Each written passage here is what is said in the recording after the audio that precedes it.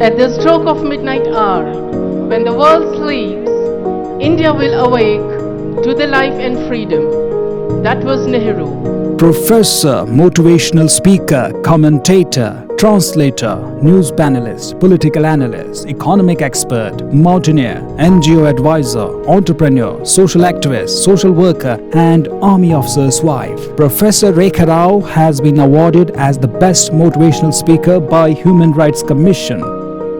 For me, the parameter of any success, any high GDP or whatever is the day when not a single person in a nation, they sleep out of starvation.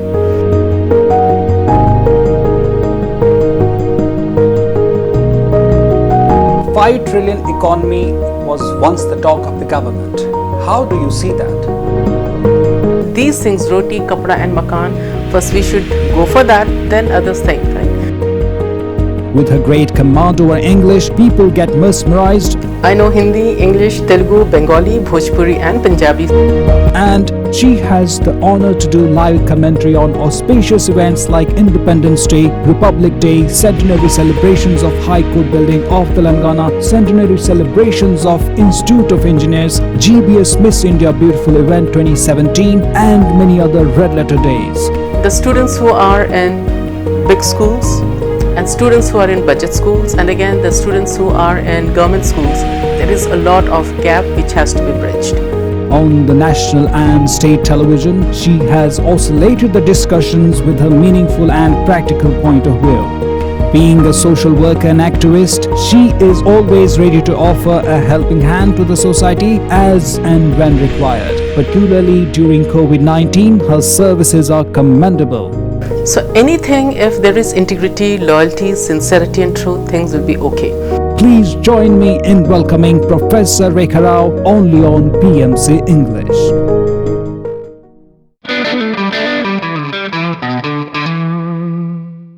And one day she discovered that she is fierce and strong, full of fire, and that not even she could hold herself back because of her passion. There are very few people in the world who inspire with decency, with a strong set of values, who believe what they say, who are torchbearers of humanity and passionate about India.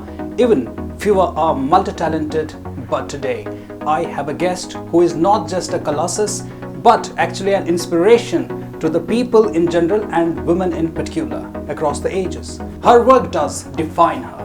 She continues this tirelessly as someone who always believes what she does what she believes in. Dear viewers, please join me in welcoming Rekha Rao, professor, political analyst, commentator, economic expert, news panelist, mountaineer, NGO advisor, entrepreneur, social activist, social worker, and army officer's wife. Did I miss anything? Recently, one more feather in the cap, translator from Hindi to English, live I do it. As I know that you are the first translator for Anna Hazare. Absolutely. Could you please elaborate it? Yeah, it was actually, all of us we know Kalwa Kuntla Kavita, our Chief Minister's daughter and also MP, and currently she is the MLC. So they have a big organization and they were having an event, Jagruti event, where from 150 countries they had delegates, and Anna Hazare, the icon of anti-corruption movement, he was the chief guest, and he was speaking in Hindi. And since most of the invitees from 150 countries, they do not know or they don't understand Hindi and Telugu, so they wanted someone who is good in translating, and there I got the offer. They said, ma'am, and that was the first time I was doing the job of a translator. So for a couple of days I sat down and I was just going through his videos, his audios and all, and then it was a fabulous show. So that is one more thing. That's wonderful. How many languages do you know?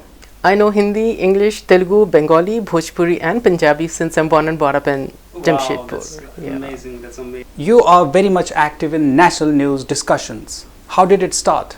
One fine day I got a call. They were looking for someone who can just speak neutrally, not affiliated to any political this thing, and that is how it started.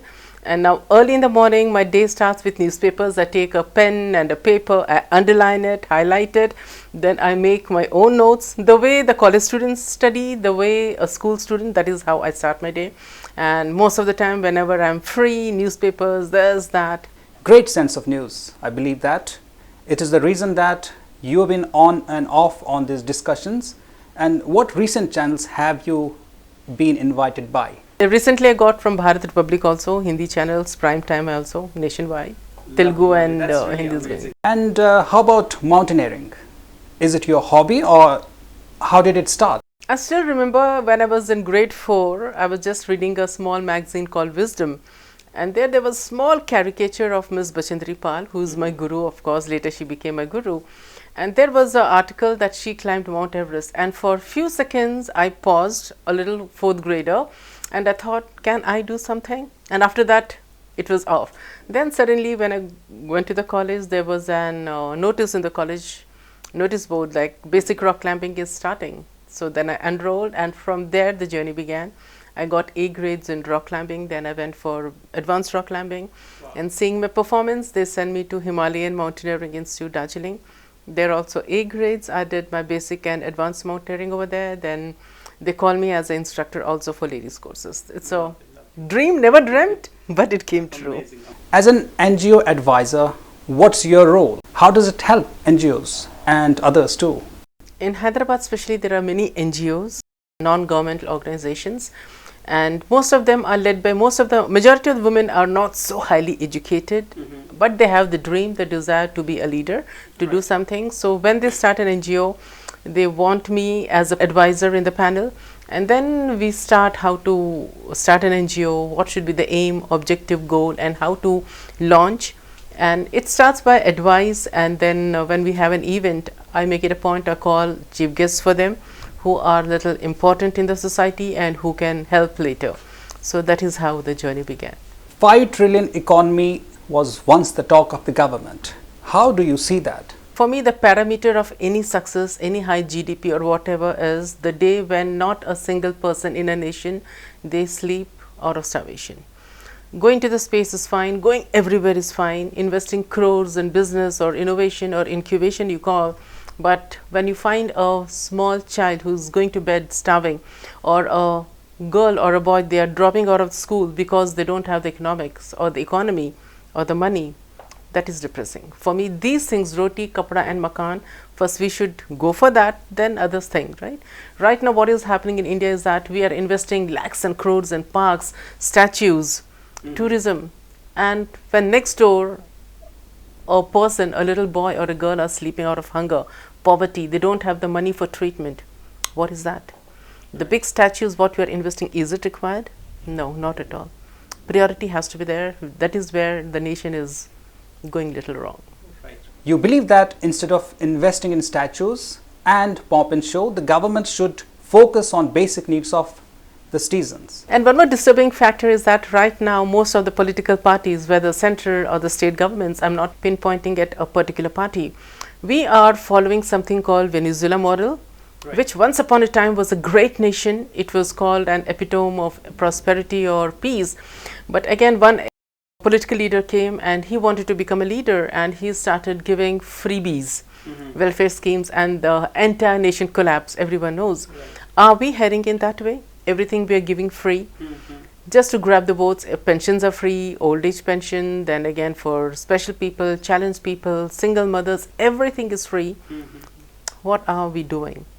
So you're completely against the freebies given by the government, and what is the alternative for that? So you provide, empower them, give them jobs, give them unconditional loans so that they can have their own startups, not give them freebies, right? Is it worth it? For example, recently you see like teachers, they are being given 2,000 plus 25 kgs of rice. How far? We have to have an economy, we need to design an economy where things are sustainable, they grow on their own, not the freebies. And there is something called long-term objectives and short-term objectives. Short-term objectives are fine immediately for a year or so you give them, but not always for the vote. And again, when we see the reservation, when we talk about the Constitution of India, it is initially for the 10 years.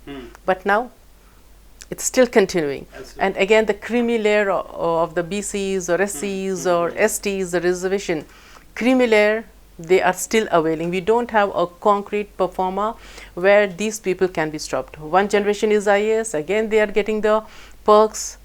So the same family is continuing, and the people who are lagging behind, who are collapsing, they are in the same way. We need to big change, and this will happen once our political bosses, who are politically motivated for power, they can do anything. They need to have a little bit of humanity. Right. When we talk about other countries, most majority of the countries, for them patriotism is number one. Right. And in India, it is lip service. Most of the ministers or the leaders are hypocrites, I believe. Absolutely. Yeah, they talk big fundas, but what is happening? Practically nothing. It's a sad story. Right. That's true. If we talk about reservations, do you feel that economic background should be the criteria?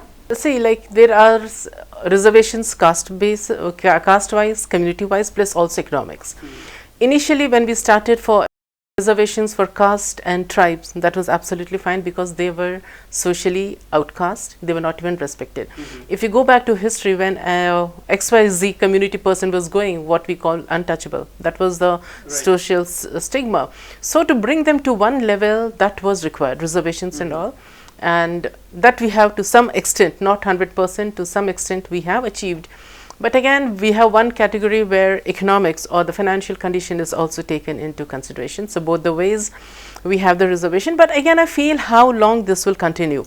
And when we talk about schools and colleges and institutions, there should be of equal level. As you mentioned, someone in rural area, they are at disadvantage. And even when we talk about big cities, there you have A grade school, B grade, budget schools, and some schools, the fee structure starts with 2 lakhs or 1 lakh. Right. So obviously the quality. So what I mean, we need to have good, strong government schools, what we have in US and all. Of course. Education should be very reasonable, good quality, and privatization of education, I think that should take a back seat. And this will happen if our political leaders, they come forward. Already, like the mafia, I would call the mafia, what we have in private education is so strong, I don't think government can do anything. Right. Yeah, so with the government schools, Zilla Parishad schools, they have to be empowered, good quality teachers, trained teachers, and like when you talk about Telangana government, for example, lots of things are happening. The only thing what is lacking in government schools is proper supervision, and there is lack of answerability, accountability, and responsibility. Whether you work or not, you are getting your 70,000, 80,000. That's it. How do you define private schools and government schools? Private school is your private business. The way you look after your house, neat and clean, supervise everything, same thing, right? When you're investing, obviously you want the returns, and there is so much of competition, obviously the quality is there. But again, the students who are in big schools and students who are in budget schools, and again the students who are in government schools, there is a lot of gap which has to be bridged. We all keep talking about mismanagement, but the point is how to change. First of all, the bosses who are ruling, their mindset has to change. And how do we do that? I wonder, is it going to change? The reason is that now currently we have a set of politicians, center, state, everywhere. And the youngsters or the youngsters who want to be politicians, they are watching them. How corruption is going on, how they are becoming billionaires and millionaires. So now what I have seen, these wrong politicians, of course we have some of them who are really good, very genuine ones. I cannot generalize, but majority of them, yes, they are on the rank track. If we see the mining and the mountains and the rocks, everything is vanishing. Mafia, right? So these youngsters, when they watch, these politicians are having big cars, the pomp, the luxury they have.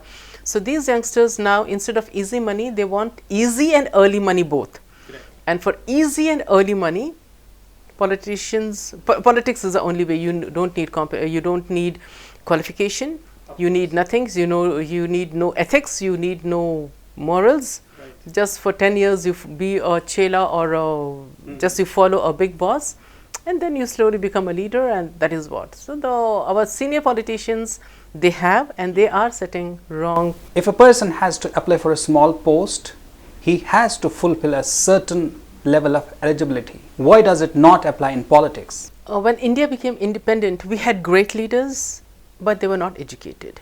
Right. So anything, if there is integrity, loyalty, sincerity and truth, things will be okay.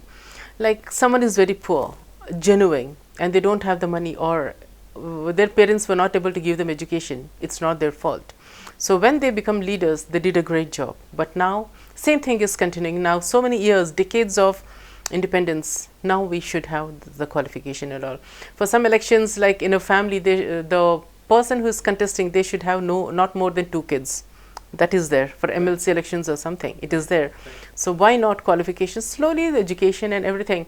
In fact, in today's newspaper, there was a list where in Bengal elections, how many of them had criminal records? Right.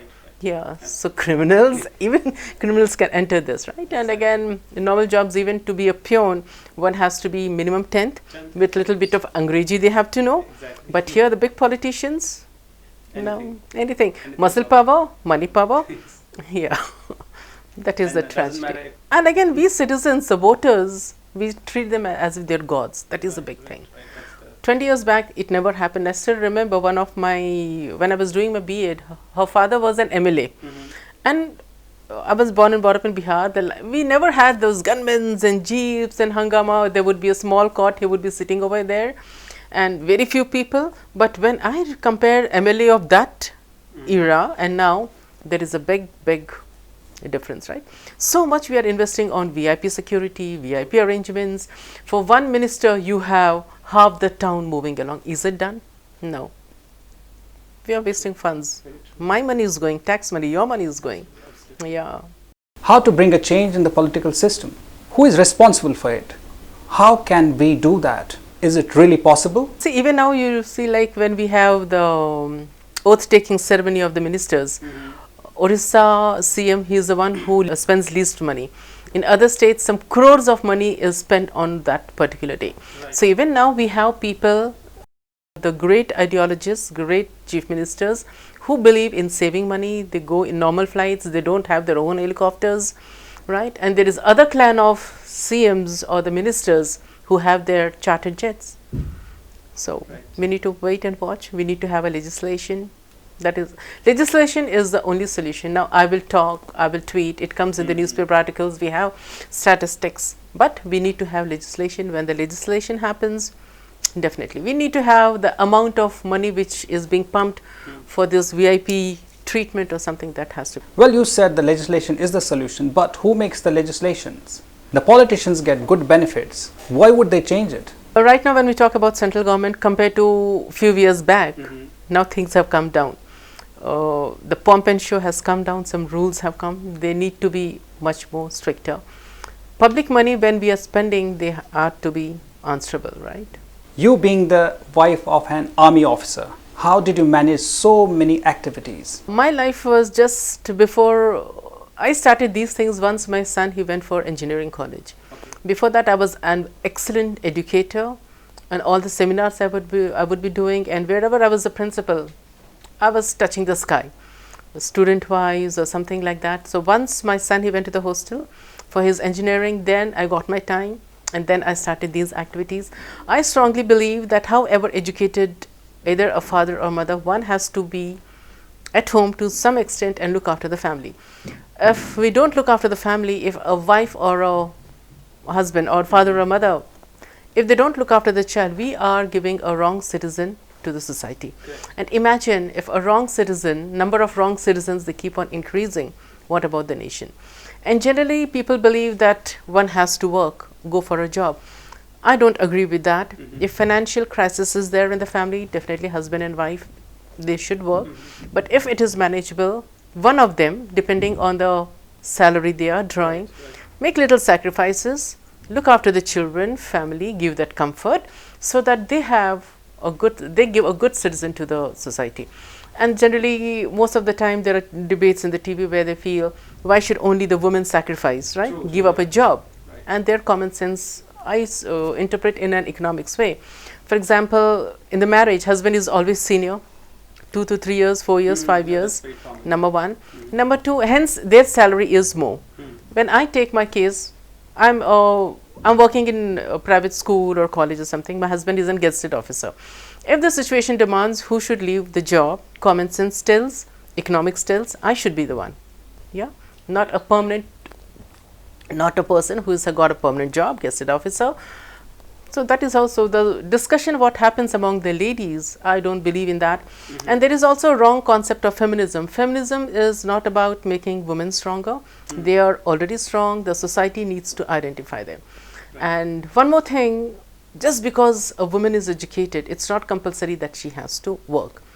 If someone is there to look after, if in a joint family, it's fine. The grandparents, they look after the children, the moral, the ethic. At any cost, no family should send a wrong citizen in the society, which is going to be a cancer.